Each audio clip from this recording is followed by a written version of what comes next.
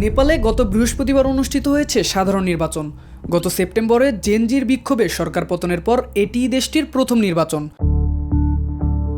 নির্বাচনের প্রাথমিক ফলাফলে এগিয়ে আছেন কাঠমান্ডুর সাবেক মেয়র বালেন নামে পরিচিত বালেন্দ্র শাহর দল রাষ্ট্রীয় স্বতন্ত্র পার্টি আরএসপি।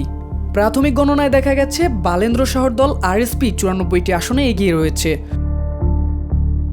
নেপালের পার্লামেন্টে মোট 165টি আসনে প্রত্যক্ষ নির্বাচন অনুষ্ঠিত হচ্ছে। এর মধ্যে সাবেক প্রধানমন্ত্রী কেপি শর্মা ওলির দল এগিয়ে রয়েছে 8টি আসনে।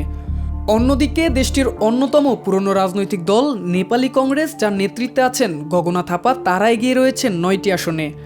আরেক সাবেক প্রধানমন্ত্রী পুষ্পকমল দাহালের দল এগিয়ে রয়েছে 7টি আসনে। রুকুম পূর্ব 1 আসনে নিজেও এগিয়ে রয়েছেন তিনি। গত সেপ্টেম্বর মাসে জেনজির অভ্যুত্থানের মুখে পতন হয় প্রধানমন্ত্রী ওলি সরকারের।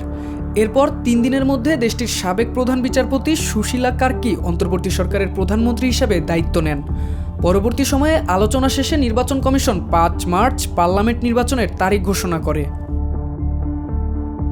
নির্বাচনে অংশ নিয়েছে মোট 65টি রাজনৈতিক দল। তবে অভ্যুত্থানের পর থেকেই সম্ভাব্য নেতৃত্ব হিসাবে সবচেয়ে বেশি আলোচনায় ছিলেন 33 বছর বয়সী বালেন্দ্র শাহ। সিভিল ইঞ্জিনিয়ার থেকে র্যাপার, এরপর রাজনীতিতে প্রবেশ করে স্বতন্ত্র প্রার্থী হিসাবে কাঠমান্ডুর মেয়র নির্বাচিত হন তিনি। শহরের রাস্তা পরিষ্কার, সরকারি শিক্ষার মানোন্নয়ন এবং কর ফাঁকি দেওয়া বেসরকারি প্রতিষ্ঠানগুলোর বিরুদ্ধে ব্যবস্থা নেওয়ার মতো উদ্যোগ তাকে ব্যাপক প্রশংসা এনে দিয়েছে।